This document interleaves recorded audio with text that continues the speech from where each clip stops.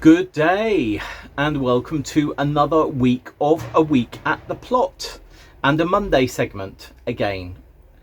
It feels very, very warm today. The forecast is for 20 degrees. I think we go up to something like 27 maybe on Wednesday, Thursday, and then it cools down again a bit, which is really following a similar weather pattern to last week where the temperature rose throughout the week and then really dipped at the weekend. We're not going to hit the highs of last week, or the forecast is that we're not going to hit the highs of last week, where I think down here in the shade we got to 33 degrees. Of course, when you're in the sun, it's much hotter because the temperatures that we get are not for full sun, you know, the forecasts. So it can easily be 10 degrees hotter if you're in full sun, which really means that you need to make sure you've got your sunscreen on and you've got a hat on so that you are not having that very, very heavy sunlight, which is absolutely gorgeous, but it can really bear down on you and heat you up when you're doing things. So yeah, we'll see how it goes. But the thing is, I need to get plants in the ground. I've got 5 cucumbers at the side of the shed here. I've got 2 further courgettes on the bench on the polytunnel side, and those really need to go in the ground. Plus, of course, tomatoes that we've got, they need to go in the ground. Now, the issue is, I was speaking to Vivi a bit about this morning. Oh, there's a big plane going over. Well, big-ish plane. Yeah, we were talking about transplant shock. So whenever you transplant something into the ground, it has transplant shock. It's been taken out of its home. It's been put into a new home. It needs to get to know its new home. And what you don't really want to do when that is happening is stress the plant even more. Oh, there's a frog in the sun. Oh, it's hopped into the shade. I was going to say thank God for that. Well, I just said thank God for that. There we are. No, you don't want to stress that plant anymore. So ideally, you don't want to be putting things in at a time when the temperature is going to be escalating quite quickly, as it is over this week. However, I don't want to lose another week in getting things in the ground. So I think this is another one of those times where you need to balance what is good for you and what is good for the plant. You know, ideally those two things will come together, and what's good for the plant and what's good for you will happen at exactly the same time, the opportune time. But of course, life isn't like that. And I don't want to wait until later in the week when we know it's going to be cooler than at the moment to plant things out. I want to get them in the ground so that they can get used to their homes. So because of that, I'm going to absolutely make sure that every day I am down here making sure that I'm watering everything that I put in today. I don't know how far I'm going to get, but yeah. Let's see how we do. First of all, I'm going to get on with the cucumbers and the courgette, and let me show you the bed that I'm going to put them in. It was the bed that I was going to put early carrots in, so early carrots. I'm no longer going to sow early carrots. When I was talking to a plot holder yesterday, they said about putting their courgettes into a raised bed, and I thought, you know what, Paul? You're going to be sowing autumn king carrots, but those aren't going to be sown for another month or so yet, or maybe another couple of weeks, by which time I think we'll have made a good inroad into the colleen early potatoes that I think we'll start harvesting this week. So actually by let's say mid-July, I reckon we'll be able to have harvested all of those colleen potatoes, and that bed will be absolutely fine to sow the autumn king carrots in, and those autumn king carrots will do us through the winter. So we're not going to have early carrots because I haven't sown them, but because I haven't sown them, I have the opportunity to use that raised bed to put the cucumbers and the courgettes in. Let's have a look. This is the bed I'm talking about. It had potatoes in it last year and was going to have carrots, but not sown. I'm not going to beat myself up about it. I need to give this a little weed. As you can see, there's a potato growing here which needs to come out. I mean, any of those weeds need to come out. And then I'm going to place the cucumbers and the courgettes into here, putting the courgettes, I think, either end. Let's see how we get on. Slight change of plan already. I've shifted this courgette, which was here, a tad that way. Same with the one at the top here, because I've decided to put in these Oregon Homestead Sweetmeat squashes. This one, as you can see, is growing well. That one's just germinating and is struggling. And then I've zigzagged the 5 cucumbers that I've got down here. This will allow anything basically in here to just be rampant and grow. So the courgette, if it wants to here, can grow out this way. That can grow out that way. That one that way. That courgette over that path. And these cucumbers here can just sort of ramble along as they want. I think that's going to work. And you know what? It's what I'm going to do. So I'm going to give it a go. So all I'm going to do now is make a hole and put these into a hole. And then obviously water them in incredibly well.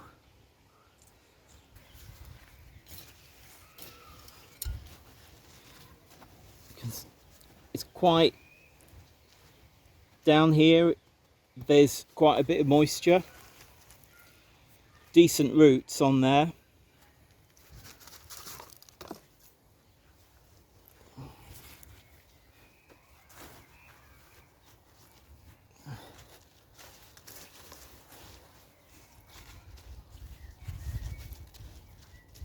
Sort of leaving a little moat.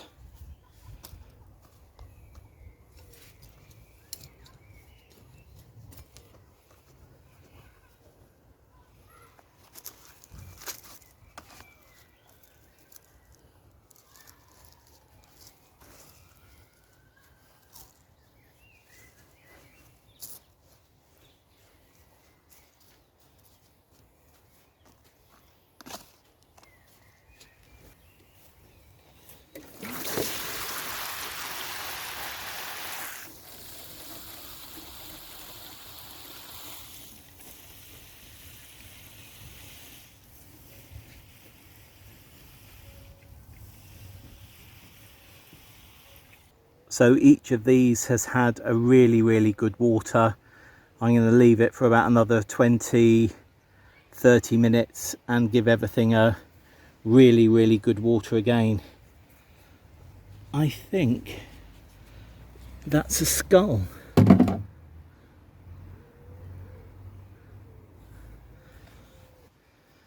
Yep, that's a skull of some sort, a bird. How interesting. Right, on to tomatoes, not with the skull. All of these tomatoes are now in. There's 28 here. We've got another, I think, 14 to go in elsewhere. And they're a right mix, and they're a right mix in 2 ways. They're a right mix in I know what they are, and there's some that I have no idea what they are because I've labelled tomatoes so badly this year. In this first bed, I thought I was planting black crim and Amish paste, but then halfway through I realised it was actually black crim and red oxheart. And over there we've got some Brad's Atomic grape in the second bed, and various other things. I've got all the Guernsey tomatoes to plant out yet. I hope to be doing that tomorrow in a different bed. Oh, here comes another plane. They've been diving out from Heathrow this afternoon. Seems as though everything is back to normal in the business airline world, at least. I've left that brassica in, which is a cross between Portuguese cabbage and Nero di Toscana. And the seeds are beginning to dry. The pods are beginning to dry now, especially in this hot weather. Yeah, we saw that last week, but you can see that they're changing colour. Can you see that? And I think what I'm going to do is just cut it down, because you can see some growth at the bottom. So I think I'm just going to cut it about here and leave it in and see what happens. But all of these tomatoes, like the cucurbits that we've put in, the cucumbers and the courgettes and the squash, they have had a really good water. Really good water. In fact, 2 dousings of water. I normally count to 5 with my rows and then move on to the next plant. I'm a big counter when it comes to watering. And then I've left them for about half an hour and done exactly the same thing again.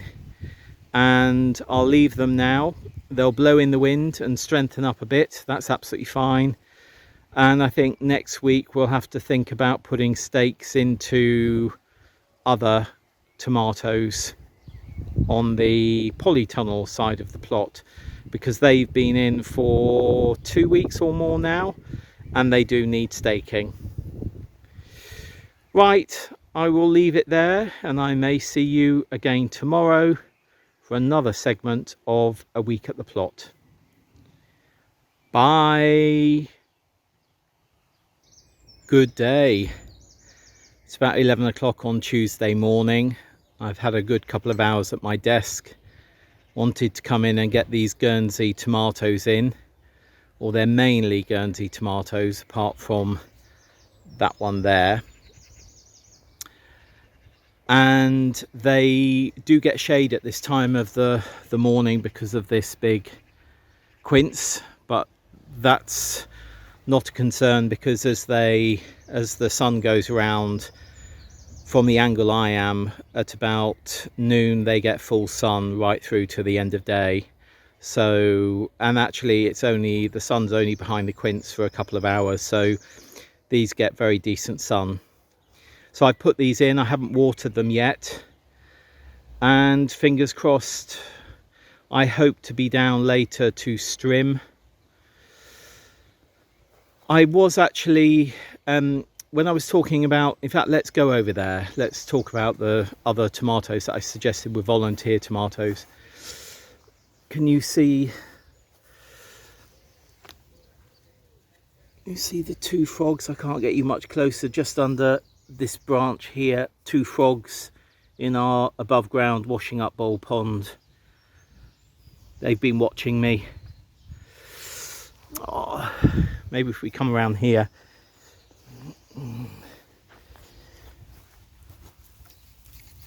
Can you see them if I go closer? Oh, there's one oh look, there's 2 down here as well. 3, there's 5 in there.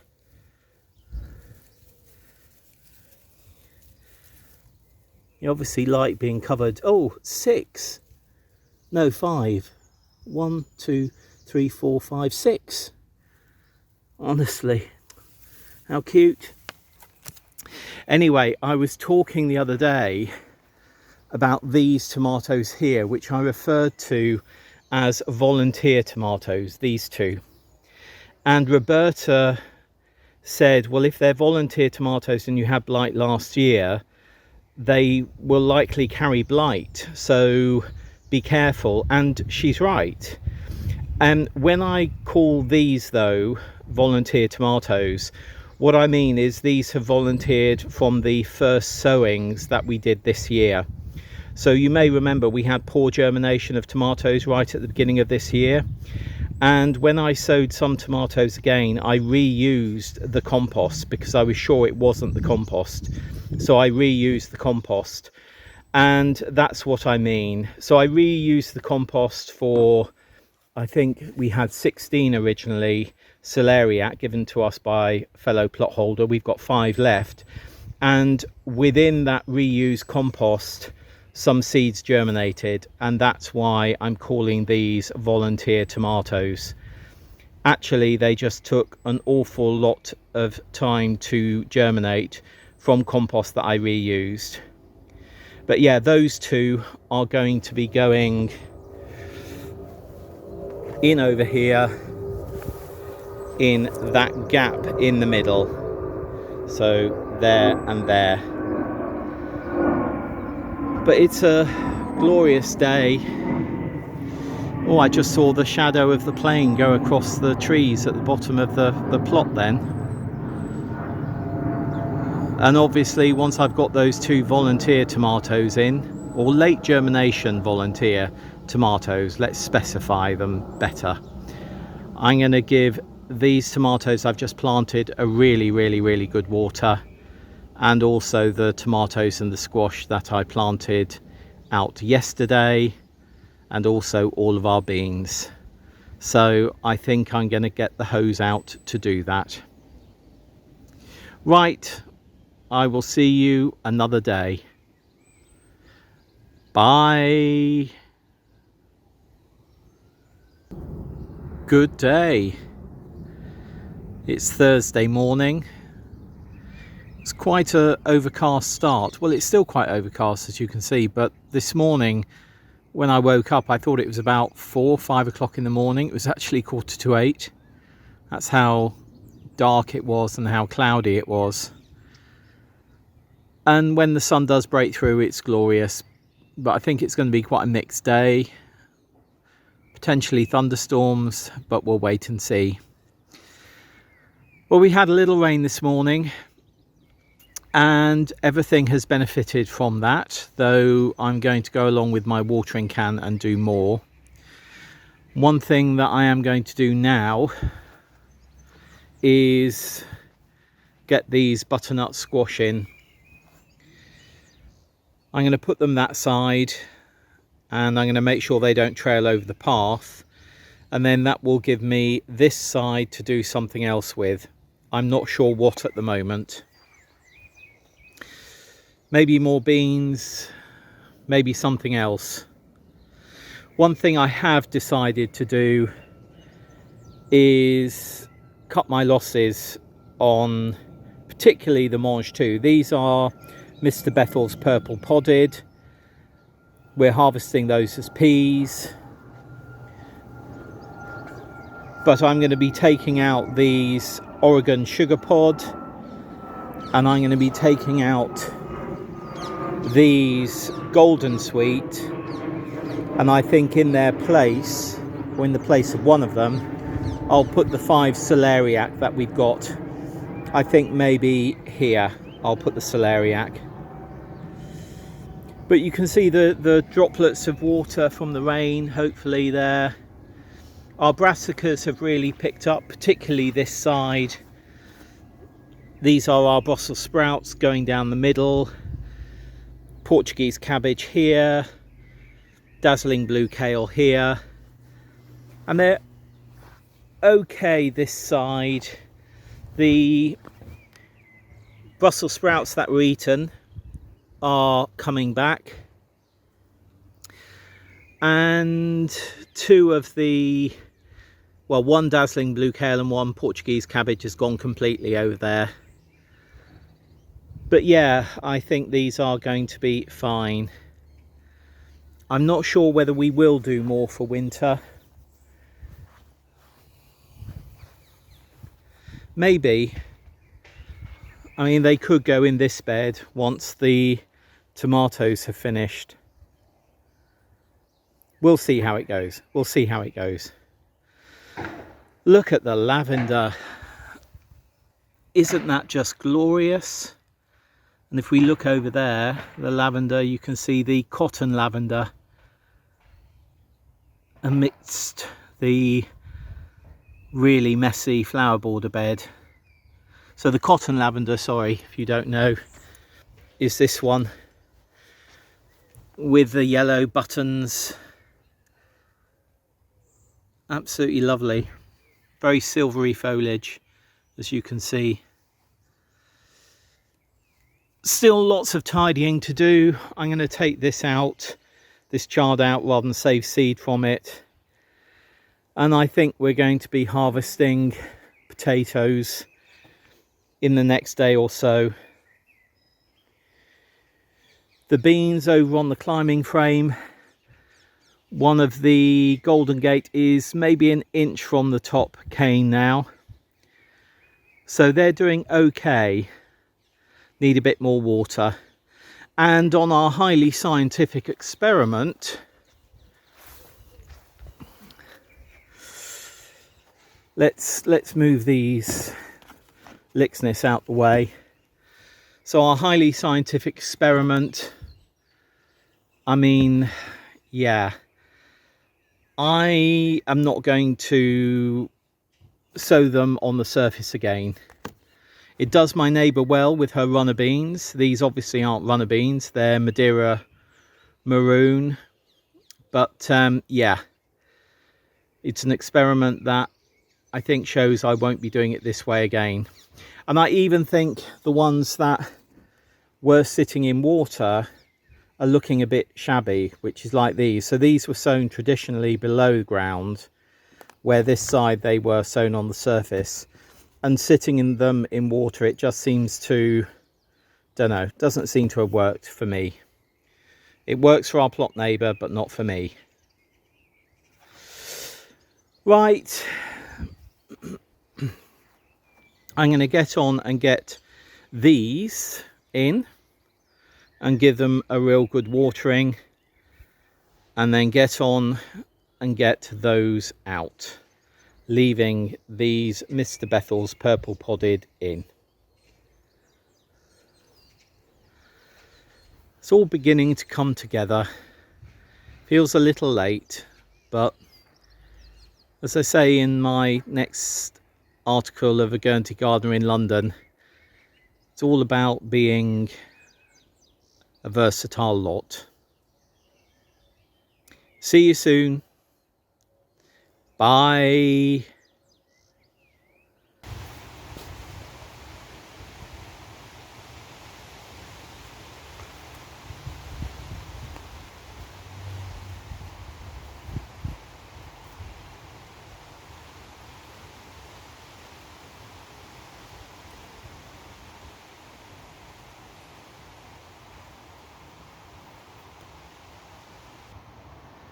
Good day. Little bit of hand weeding going on. I'm going to start staking these tomatoes and doing some tomato cares on them in the coming week,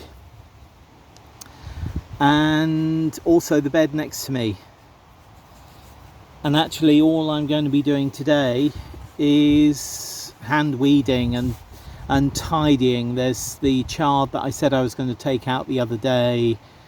There's another chard in the soft fruit bed here that I'm going to take out, though it is actually covered at the moment in ladybirds, but they'll have a chance to get away.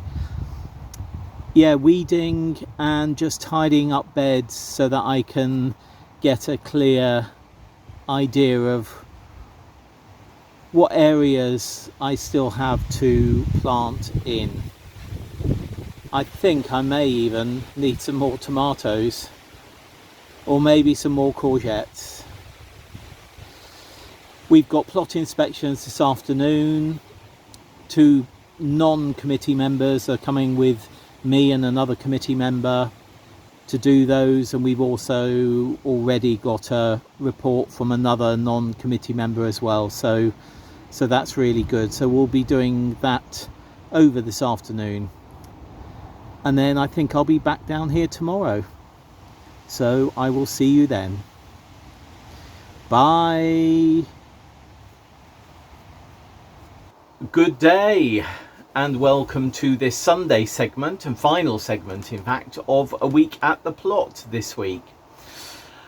I'm doing a couple of things this morning. Some of them I may sort of take you with me, others I most probably won't. I feel quite shattered because I was up at 4 o'clock this morning. I just couldn't sleep anymore, so I was up at 4 o'clock. I've made 2 loaves of soda bread, one of which is in the freezer now. We had some toast for breakfast, which was lovely. Watched Vivi's latest video of her putting in her squash and the challenges that she had. And yeah, and then I've come down here just to do a couple of things. I want to water everything that has gone in this week. So that's the tomatoes and the butternut squash and the cucumbers and the Oregon Homestead Sweetmeat squash as well. though just having a look at those where we put 2 in, one you may remember was quite advanced, the other one had just really germinated and was being quite slow. That has vanished. That has clearly been eaten by something. So the others are doing okay though, particularly the cucumbers, which have grown most probably about 2 or 3 inches each plant since we put them in. So they are going for it. They needed to go in. I mean, everything needed to go in. So I'm going to give those a really good water. I gave everything a really good water a couple of days ago, and just scrubbing beneath the top of the soil, the top of the compost. There is dampness down there, so I'm not going to water everything again today. But certainly the things that we put in this week, I am going to do that. And I'm just going to take it a bit easier today, actually. I've had a lot of wrist action really over the last couple of weeks. Oh, that sounds odd, doesn't it? I have had, because of getting so many plants in. I mean, how many have we got in? 60, 70, 80. I've put in the last couple of weeks, I think about 120 plants. And even though we've got good soil here, whenever I do put a plant in, you know, from a module or from a pot, I really I use my hand fork and I give that hole a really good turnover, and I don't just do the hole the size of the pot. You know, you've got to give space for roots of plants to spread, and of course that means that you've got to give a really good area around the plants. So which is sort of soft soil and work soil, you don't want it compacted. So whenever I do put anything in, like the tomatoes, like the squash, like the courgettes, like the cucumbers, what I do is I look at the size of the pot, and then I do a hole. I work the soil around it to at least 2 or 3 times the width of the pot.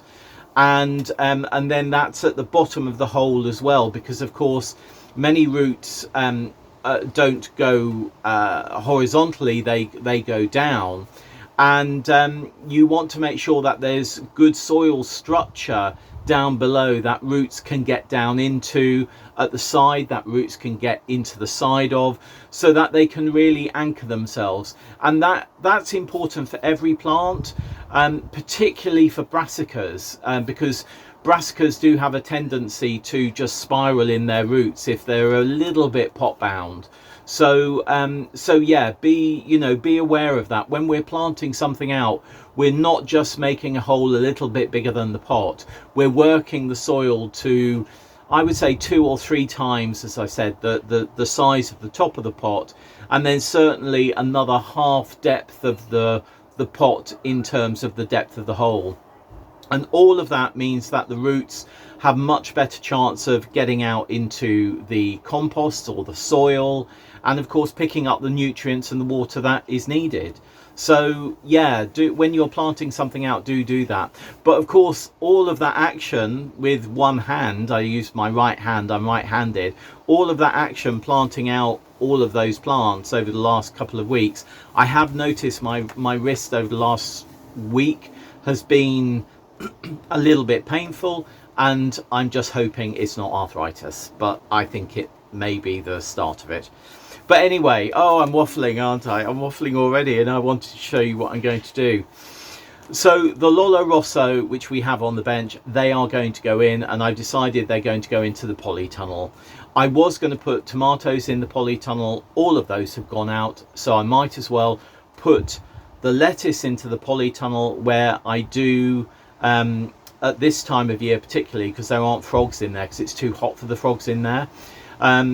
I can put some slug pellets down. So yeah, I'm going to put the Lollo Rosso in there, and we'll have a look at it after I've done it. And then I'm just going to potter. I still need to put those celeriac out, though I need to water them first because I think they're a little on the dry side, which they shouldn't be. Celery and celeriac likes being moist all the time, so I'm going to water them first so that they can take up moisture, and then I'm going to put them into one of the beds where I still need to take out the mange tout that have already gone over. So let me get on with that, and then I'll do a quick roundup at the end of what I have done. Just before I put these in, these are the Lollo Rosso. I think we've got about 10 here. Let's get them in. That's all of the Lollo Rosso in and given a good water. I put chicken manure pellets on the bed a couple of weeks ago, so this will be well watered, obviously, because it's in the poly. There were 12, I think, in the end. This is our aubergine that we got at the Hanwell Carnival. That's in there, so it's a aubergine and Lollo Rosso bed. Yeah, which is great. Tidying up to do. That's coriander over there going to seed. One of my plot neighbours has just given me these, which are seedlings of foxglove, which is lovely. And as you can see, most probably underneath, we've got germination of beans. I think, looking at the colour of that bean, I think this side must be Madeira maroon, and over there must be Rockencore. Or have I got that wrong? What did I do? I did Rockencore on Golden Gate, didn't I? Yeah, so maybe these are Golden Gate. Yeah. I have actually started work on the mange tout, taking out the mange tout to put in this celeriac. But the bed is so hard at the moment that I'm going to need to get a larger fork in there, so these are going to have to wait. I've just stood them in water for a bit, but let me just show you what I did find when I was taking out mange tout. This is where the Oregon sugar pod was. Look at that colony of snails there. They are going to go onto our compost heap. They're certainly not staying there. And in fact, I'm going to check. Oh, look, there's one you see by the wood there, in between the bed and the bit of wood. I'm going to check under there as well. My fault, but I didn't expect to see a whole colony. Right, I'm going to leave it there for this final segment of A Week at the Plot. I'm going to get rid of those snails and put them onto our compost heap at the back of the polytunnel. And I'm going to go into the polytunnel and using spent compost from pots that maybe I've potted things into. I pricked them out and potted them up and they haven't done. I'm going to use that compost, reuse it to pot on those foxgloves. So I'm going to do that while listening to a little bit of Radio 4, I think.